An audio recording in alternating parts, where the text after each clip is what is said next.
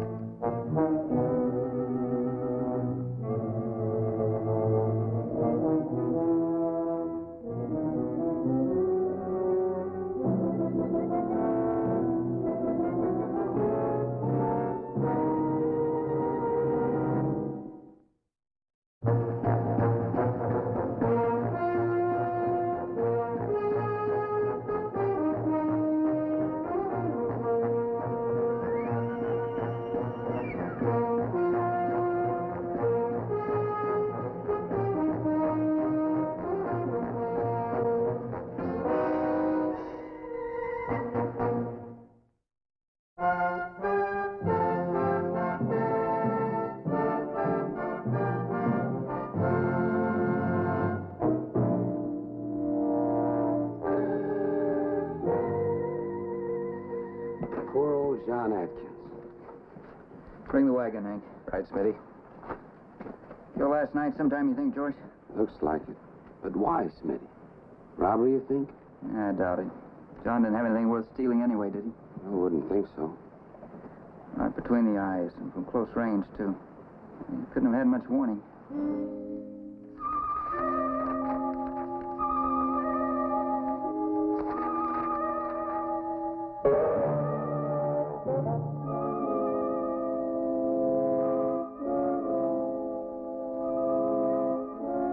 Be a good boy. We'll be going home in a minute.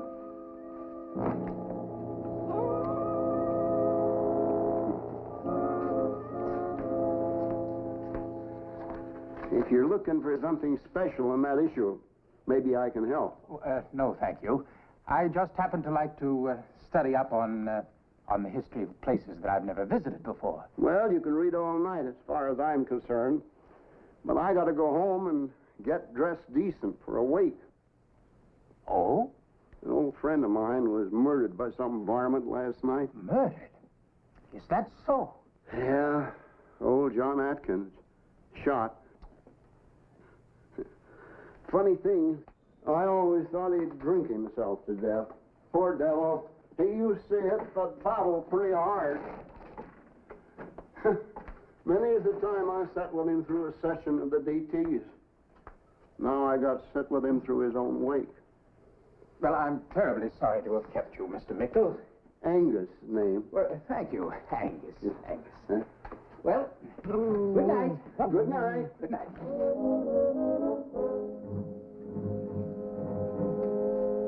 Pete Varden. Yeah, I'm Pete Varden.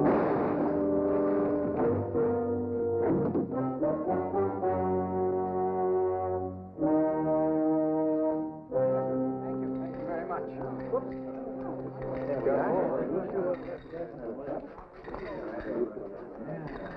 All right.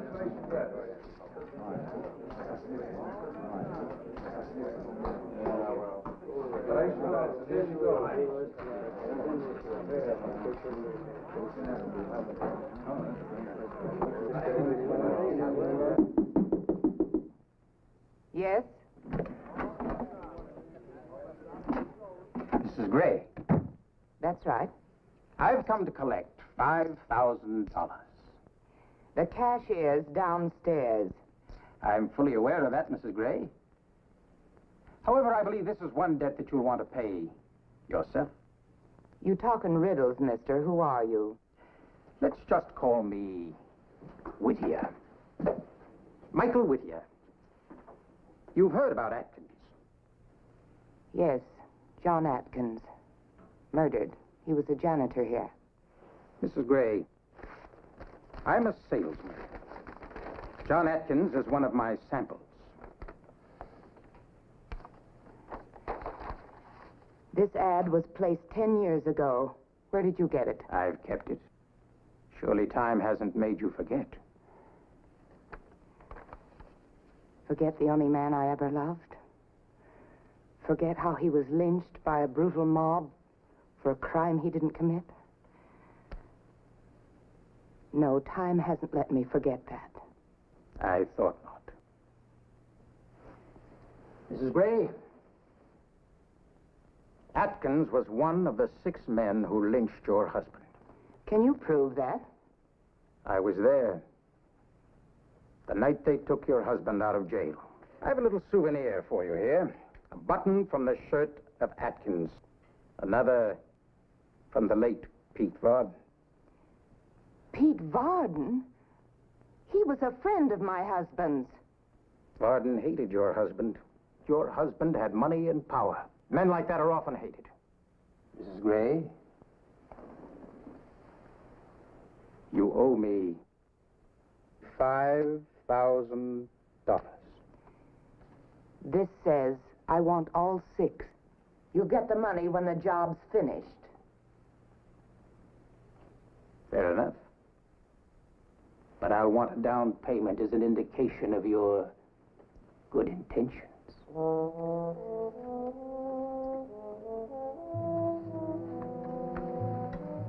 $2,000 now. The rest when the whole job's done. Thank you. I'll be back for the balance.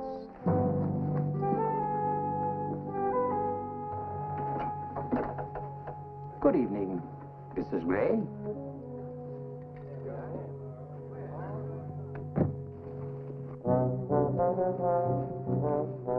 She's there, all right. Just hope she can help us.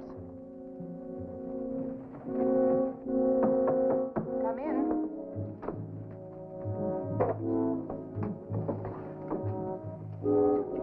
Well, the strong arm of the law. What crime have I committed? We came to talk to you about Atkins. Yes, I heard. But how can I help you? Oh, after all, he did work for you. Yes, but I rarely ever saw the man. He was just the janitor here. Even so, I was hoping you might give us some lead. Did he quarrel with anyone that you know of? Not to my knowledge. Had he received any large sums of money lately? Atkins? Certainly not. He didn't even get paid till next week.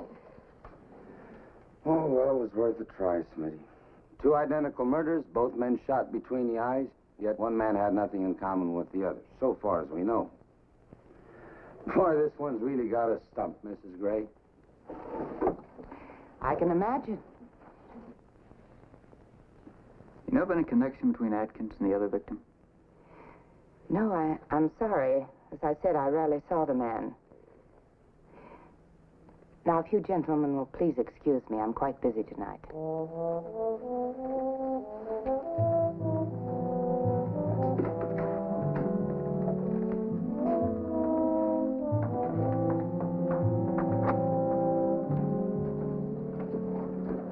Wasn't very polite, was she? I wonder how she found that out. What? Pete Barden was dead. We just came from his saddle shop. News travels fast sometimes. Yeah, maybe, but... George McLaren's just been shot. Where is he? In front of his hardware store.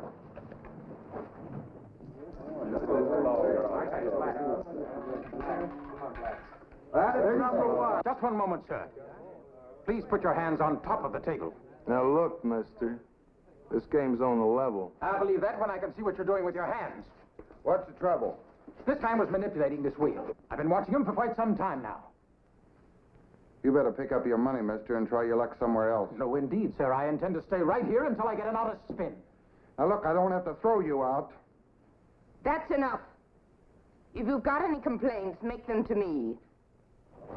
Not much doubt about it being the work of the same man, is there? Same trademark. Third button missing off his shirt, just like the other two. I think I'll have another talk with Maple Gray. But George McLaren is loved by everyone in this town. The police will pull out all stops to find out who killed him. They've already been asking questions. Why? Because Atkins worked here. I wouldn't worry about the police if I were you. Policemen have little minds. They work in narrow channels. They're always concerning themselves with motives and witnesses. I plan my work so that I can control those elements. It's safer that way. For example, you're the only living person who could possibly give them one whit of information about me. You'd better leave out of the side door. Very well, Mrs. Gray. I'm quite sure you won't talk. Because if you did, it would mean that we'd both hang. Wouldn't it?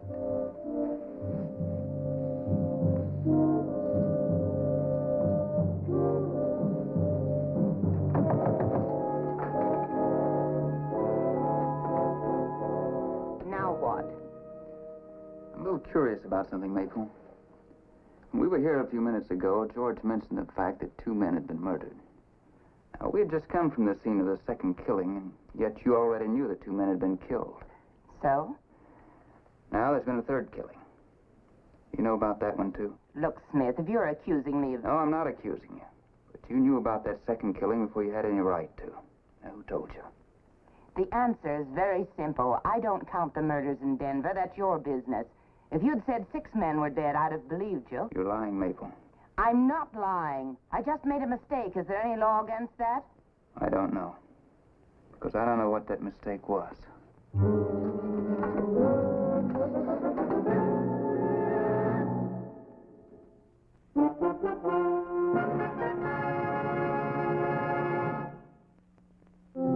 We questioned everyone who had the least suspicion attached to them, but with no luck at all. I was ready to follow any lead, no matter how slight it might be. This one didn't want to come. Well, you weren't wearing your badge. I didn't realize who the gentleman was. I'm a detective. Oh, yes, I know that now. Would you sit down, please? Thank you, sir. May I ask what this is all about? Suppose we start with your name. Whittier. Michael Whittier. When did you get to town? Well, now, what is this all about? Would you just answer the questions, please? Well, I've been here about 3 days. Where were you at 11 o'clock last night? Quite frankly, I don't remember. Well, start remembering. Oh, yes. 11 o'clock. Now, let me see. Oh, yes, I was at that gambling casino, Maple Grace. Yes, Maple Grace. I know, that's where I was. Can you prove that? Oh, certainly. It was just about 11 o'clock. Yes, I was there for quite some time, and I caught one of her dealers cheating. I made quite a fuss.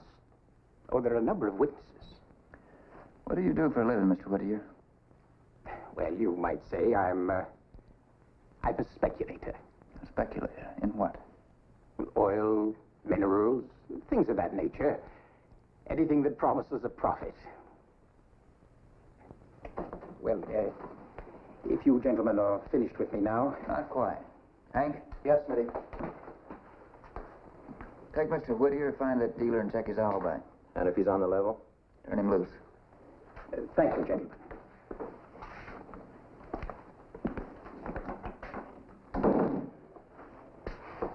Smitty, why are you especially interested in him?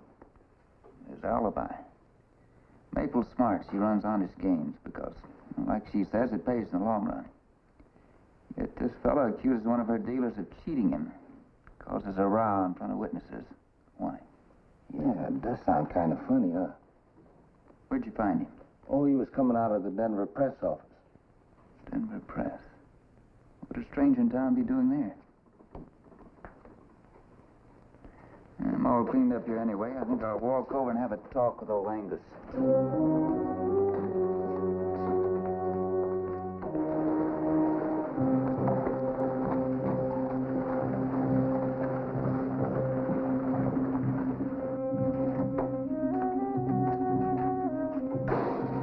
Howdy, Angus. Whoa, Tom. What brings you to my musty domain? Idle curiosity, probably. Did you have a fellow in here a little while ago wearing a striped suit and steel-rimmed glasses?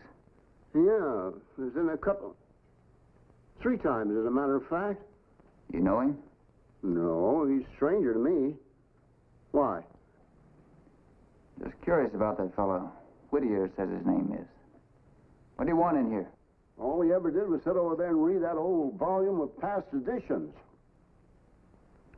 Well, that's odd. He never did ask you anything about Pete Varden or McLaren or Johnny Atkins, did he? No. You aren't thinking that... Just checking out every lead, Angus. What did he talk about? We didn't talk too much. Seemed to enjoy reading. Said he liked to study the history of the place. That a little unusual? It sure is. About the only person that ever came in here to read those old papers was somebody that wanted to check on the gossip. So it's to bring it up again. Part of a page cut out here, Angus. Well, that's mighty strange. Yeah, it is, isn't it? I'd like to know who in the world would dare come in here and mutilate these old issues like that. Well, that is something... Angus? Huh? Tell me something. Does Maple Gray ever come in here and read these old editions? Maple Gray? Good Lord, no. Why? Just wondered. Thanks, Angus. Yeah.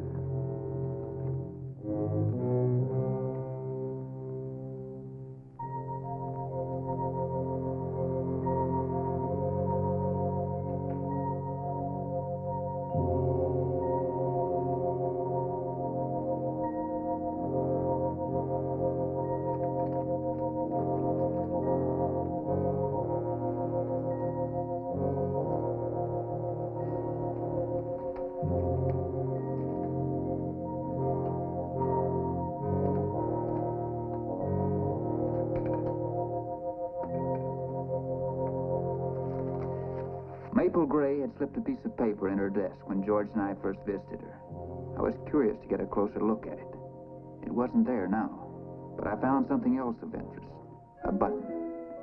And it could have been the one missing from George McLaren's shirt. I was more anxious than ever now to find that paper.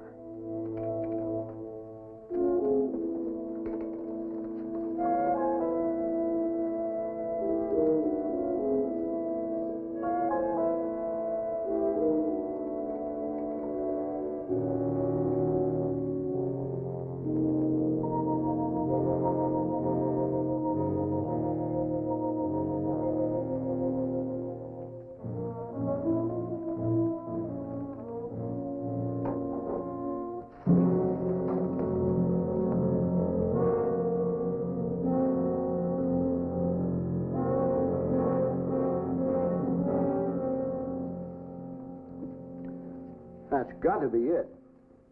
But who in the world would want to steal a page out of a 10-year-old newspaper and then burn it? You asked the question, now why don't you answer? Where'd you find this burnt piece of paper? In Maple Gray's office. Good Lord. Don't that beat all? What do you suppose was on that page, Angus? Pretty hard to say.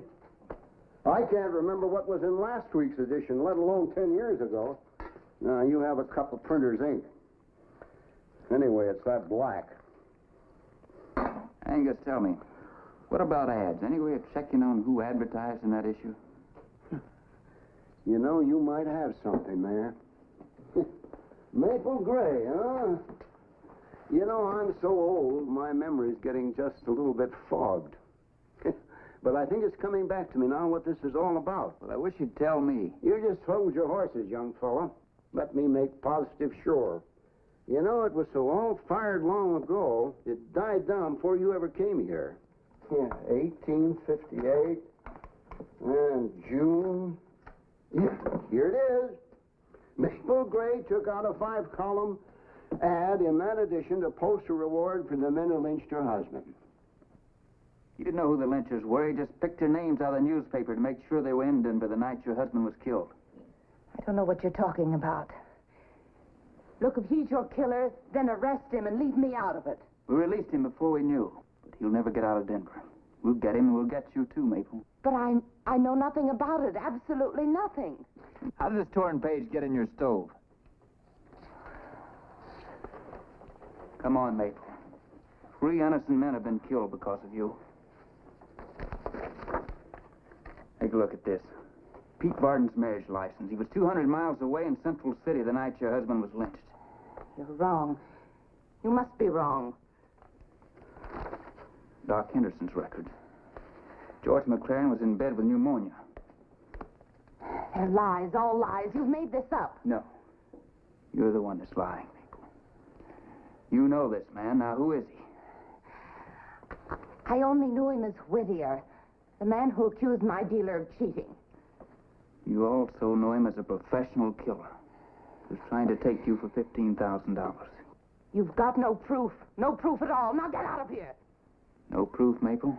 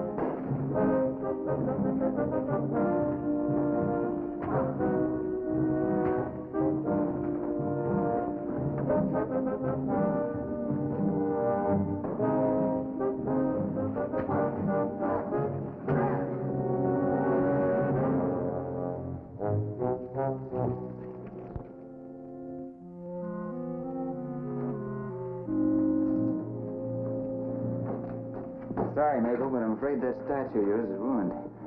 That's the least of my worries now. Let's go. Maple had always told her customers not to gamble unless they could afford to lose. She should have taken her own advice, because she was playing in a game in which nobody can afford to lose.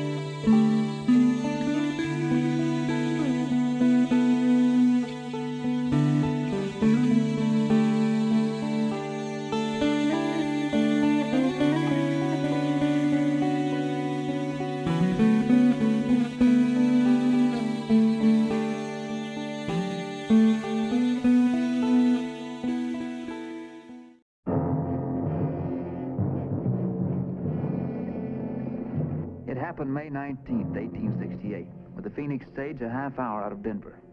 Little Billy Wilson at the reins was in for trouble. Real trouble. Drop your guns!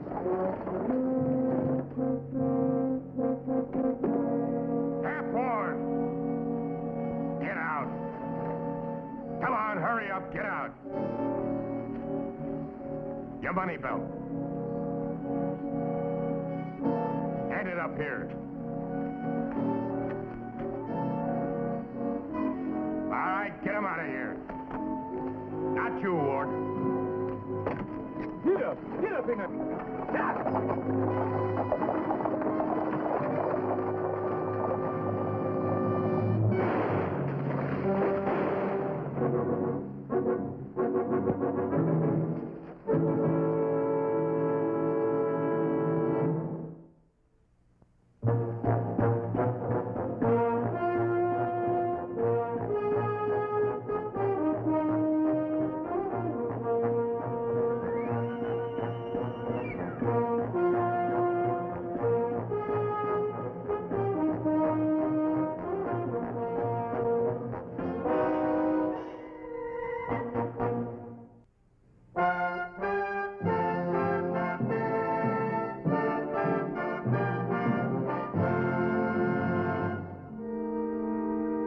Denver Police Headquarters, we got to work on the case.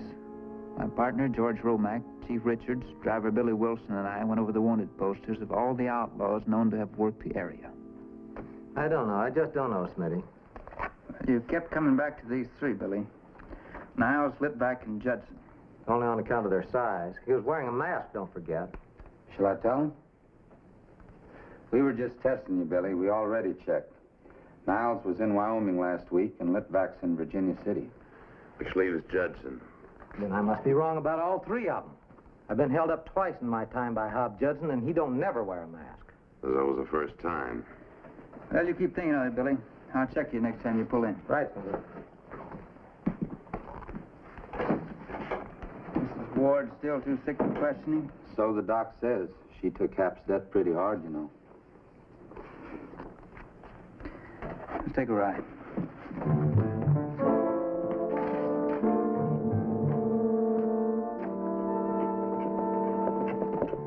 We had no magic formula to work with. Just hours of writing, talking, questioning, listening, and looking. From dawn to dark each day. Plain drudgery, but no success. I even considered the dead man's only competition in town, the Harlow brothers. But again, I had nothing to go on. Then a few days later, Hap Ward's widow was able to come into headquarters. How many other people knew Hap was bringing that money back on Tuesday? Well, I don't know. Is that important, Smitty? Might be very important. We've been thinking an outsider did this, but could have been a local man. Someone we all know. Well, it's my own fault. You see, we thought we were going to lose the store. And then Hap's cousin in Utah said he'd lend us the $5,000. Such good news. I guess I told all my friends. If I thought I had anything to do with what happened... Not a thing. I'm sure you didn't. Did the Harlows ever offer to buy your store? Why should they want to buy our store? They were driving us out of business anyway with their high-handed, cheating ways.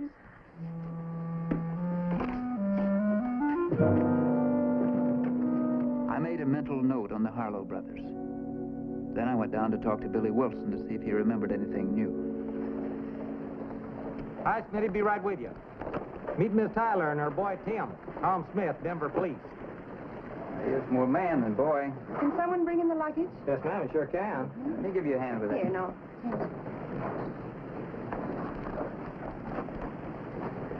Widow lady. Nice and friendly, huh? Yeah, so I noticed. Been able to think of anything new on that fellow that shot Hap? I tried, Smitty, but I was so wall-eyed scared I couldn't see straight. I do remember, though, he talked kind of thick, like he had a prune in his mouth. Anything else?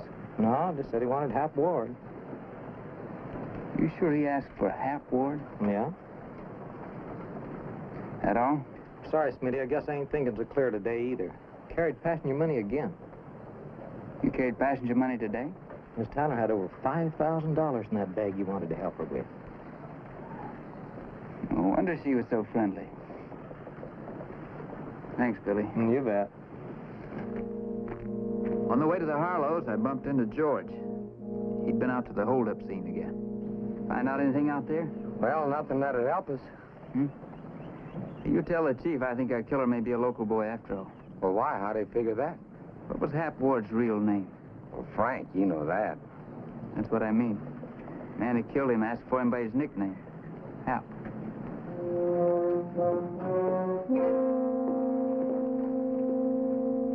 Hap Ward, the killer had said. Not Frank, his given name, but Hap, his nickname. Now, that sure sounded like a local man.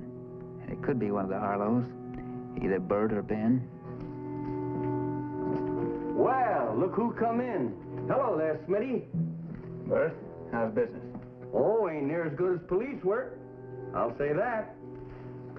What's on your mind, Smitty?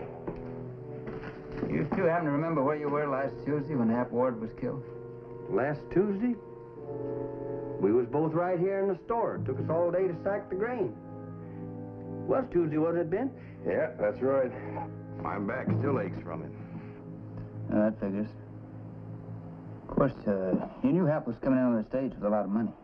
No. Everybody else in town knew it. It's funny the information slipped by you two. Pa! Hey, Pa! Me and Ralph. What's he after? Get out of here, Lou, before I belt you. Get.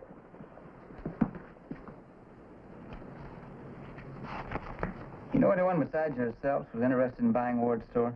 Nope. Of course, being his only competition, you'd know quite a bit about his business. Little. Knew he had to make a bank loan. Know how much? Haven't any idea. Sure you do, Ben. It's printed right here in yesterday's paper. Oh, that's so? Haven't had a chance to read yesterday's paper yet. By the way, you two happen to know a lady named Jodie Tyler? No. Nope. Why? Just wondered.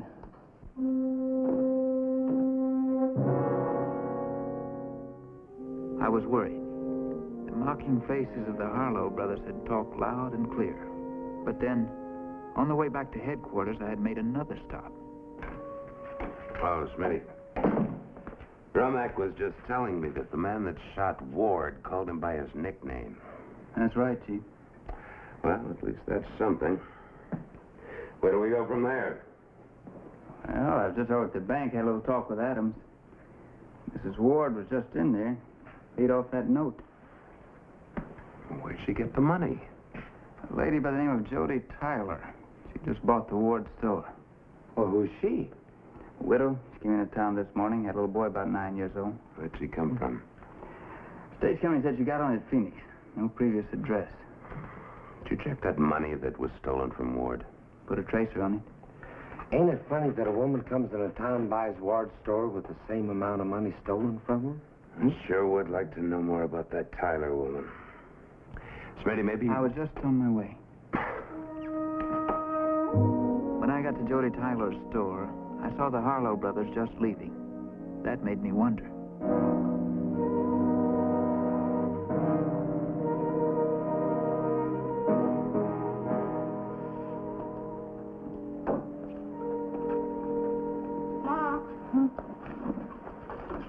Mrs. Tyler, I'm Tom Smith. I met you. Yes, I remember.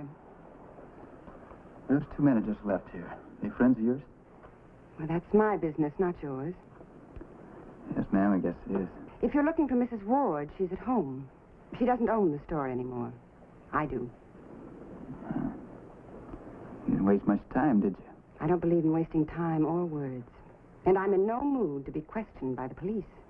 I'm sorry you feel that way, Mrs. Tyler, because that's my job, asking questions.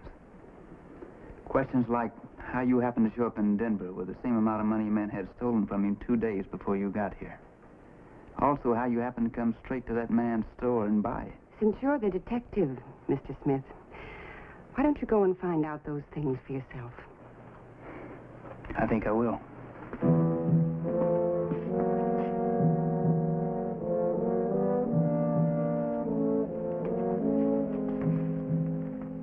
Tim, do something for me, will you, son? Read this list of names.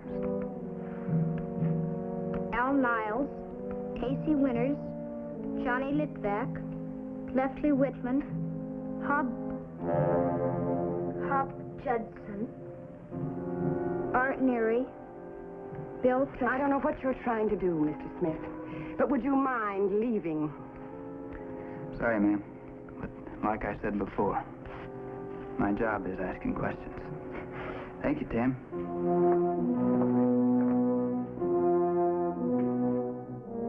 I reported back to the chief after seeing Mrs. Tyler, and we were heading for the boarding house for a bite to eat. As far as I'm concerned, Mrs. Tyler and the Harlow boys are in this together. What's George doing there? That's the Tyler boy. Let me go! What happened? Tyler, kid, back in that alley over there. 3 kids beat the devil out of him. Said the leader was Bert Harlow's son. Why'd they do it, Tim? They said if me and Ma didn't get out of town, they'd beat me up every day. Also told him he's going to get his uncle to kill them all. He also told him his uncle is Hap Judson, didn't he? Why, how'd you... Yeah, Hap Judson is my uncle. He's the fastest gun in the world. After he kills them kids, he'll come after you. All of you. So that's where Mrs. Tyler got her hands on Hap Ward's money. Do you suppose the kid's making that up? No. I was over there this morning. No, he's not making it up, Chief. On the Chief's orders, I went to see Mrs. Tyler that afternoon at the hotel.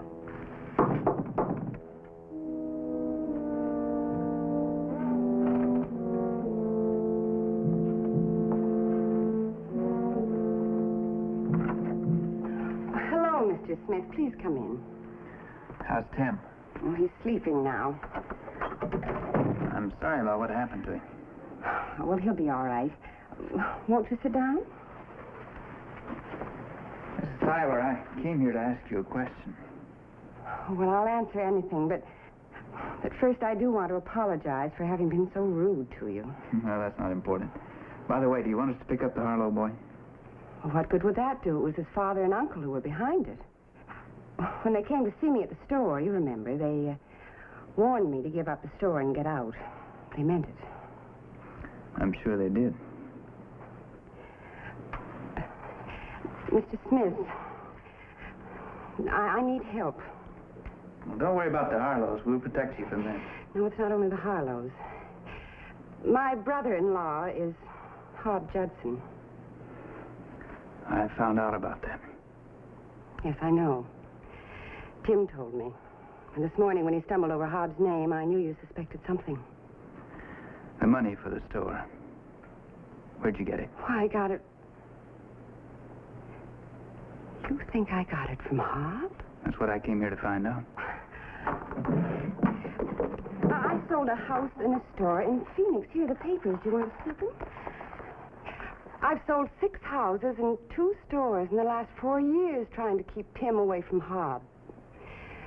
When the stage driver told me the Ward store was for sale, I decided to see it and I bought it. That's all there is to it. Where is Hap Judson now? He was in Phoenix the day I left. And he could have gotten here a day ahead of you. If he's here, Tim will know it before anyone else. Oh, you're an officer, Mr. Smith. You know what Hap Judson is like. He just won't stay away from us. What happened to Mr. Ward is the thing Hap does best. That's why I never want Tim to see Hap again. I can see how a boy Tim's age could become fascinated with a man like that. Miss Tyler, we want to talk to you. Okay. Oh, you here? You know she's Hap Judson's kin? Yes, I know all about it. Does that make her guilty of something? Maybe not, but it makes us sure we don't want her in this town. I'm staying here. We come here to tell you to get out. You get out. All of you. Well, sorry you don't see it our way, Smitty. But of course you ain't seeing too clear. Sorry we busted in on you, too. You get it. Yeah, we're going. We know when we ain't wanted. Yeah. Why do you wear a gun? I bet you can't even use it. That's why I do wear it, Tim. So I won't have to use it. My Uncle Hob would never let any man tell my ma to get out of town. You get back to bed, Timmy. Hurry up. Now, do you see what I mean? Yes, I do.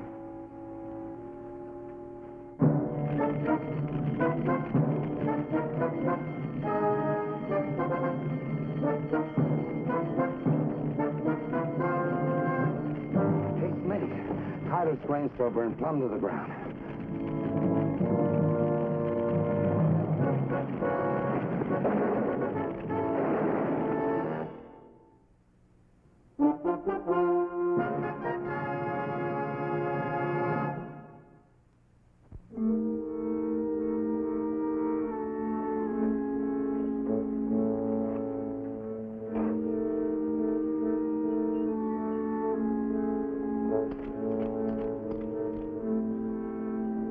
Come over here, Tim.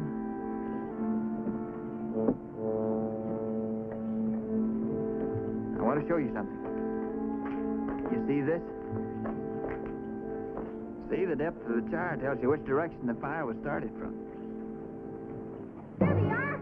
Go get him, Mr. Smith.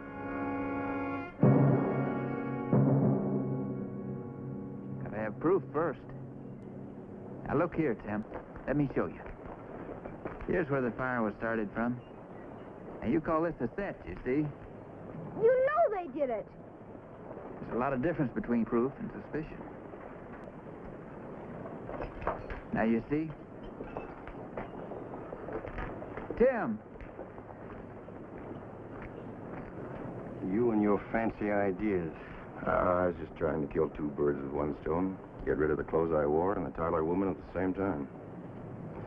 What if they find something? He can't. They were soaked in kerosene. Hey, given up already. I hope. Let's go.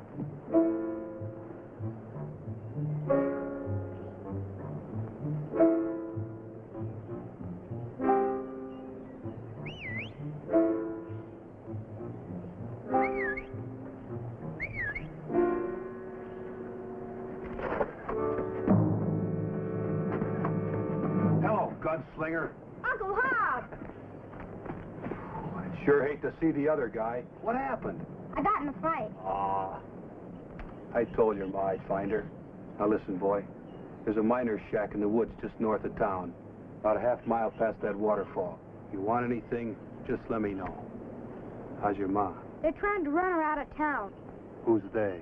They told her not to buy the store, and when she did, the kids beat me up. They just burned down the store. Harlow Brothers. Mr. Smith knows they did it. Smith. You mean Whispering Smith? Yeah. He's a friend of me and Ma. He told the Harlows to lay off. He knows they did it, but he don't go after him. He keeps looking for proof. The Harlows. Happen to know where they are? Sloan down the street. Now you go home to your ma. Now do like I say. No time. That was the biggest dog-off fire this town ever did see. The biggest dog-off fire this town's ever seen. So there won't be no mistake. My name's Hap Judson.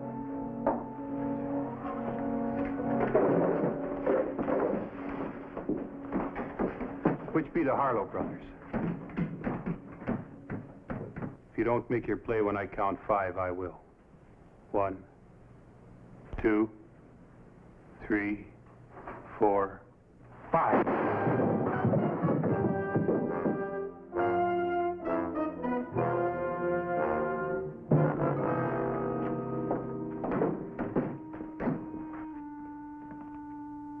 To find Hap Judson, I first had to convince a loyal youngster that a man he loved was all wrong. Tim, you think a lot of your Uncle Hob, don't you? Uncle Hob never told me a lie, Mr. Smith. Neither have I. Look here, I want to show you something. Remember these? I dug them out of the ashes the day after the fire. Yeah. What are they? Mrs. Ward told me this is a buckle off Mr. Ward's money belt. And this is from the satchel they used to start that fire with. That means the man that started that fire is the same man that killed Mr. Ward. You know who it was? Hank Addison over at the general store remembers selling this some time ago to Ben Harlow. Well, then you did prove it. Mm-hmm. Enough to convict him of murder. We found the stolen money in his house. The numbers matched with the ones Mr. Ward's cousin wired to us. I'd had them in jail in another half hour. But your Uncle Hob couldn't wait, Tim. Neither could you. Now everything's all wrong. Yeah. You see, Tim, when a man jumps in like your Uncle Hob did, without the patience of the law, then everything has to wind up all wrong. I guess so. So there's nothing left for me to do but to go after him. Now, it's up to you whether I go with some other men or go after him alone. You'd go alone? If you show me where he is, I give you my word he'll have the same chance he gave the Harlows. Kill you, Mr. Smith. I hope not. How about it? Will you take me to him? He'll take us both there.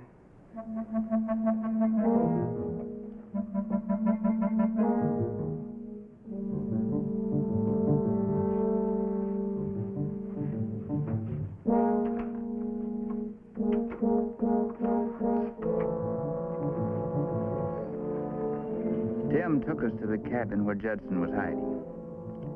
I gave the boy a message for his uncle.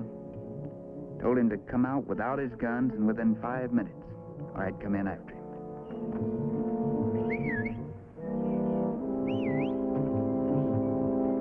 I think you'd better get out of sight.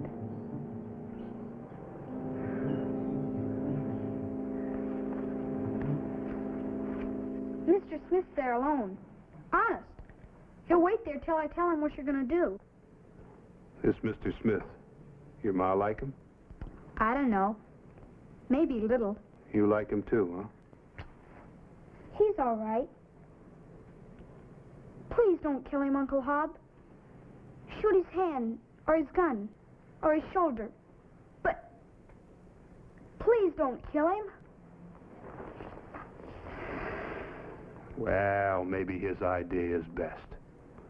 I broke out a lot of jails before. Break out of this one, too. I tell you what.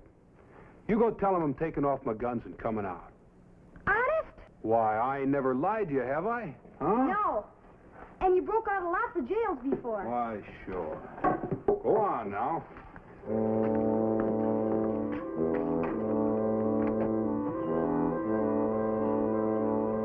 Mr. Smith! Mr. Smith! He's coming out, Mr. Smith!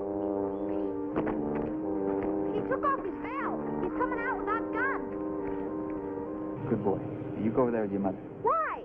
He's going to give himself up. What'd I tell you?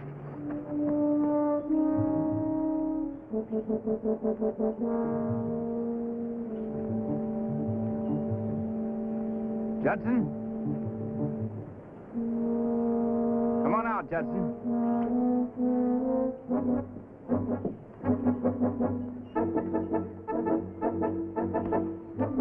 Uncle Hob! You lied to me! You're a fool, Smith.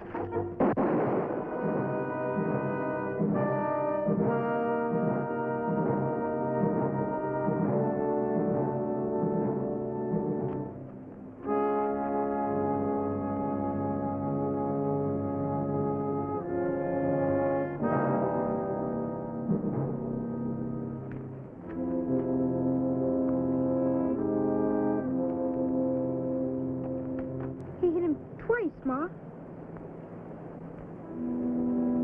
I promised myself I'd spend some time with Tim in the future. A kid like that has to be kept from admiring guns and what guns can do. And the person who shoots the gun has a great deal to do with how the kid reacts. That's why it wouldn't have made much sense to tell Tim I'd fired only one shot, one that hit Judson's hand. Wouldn't have made sense to mention it at all.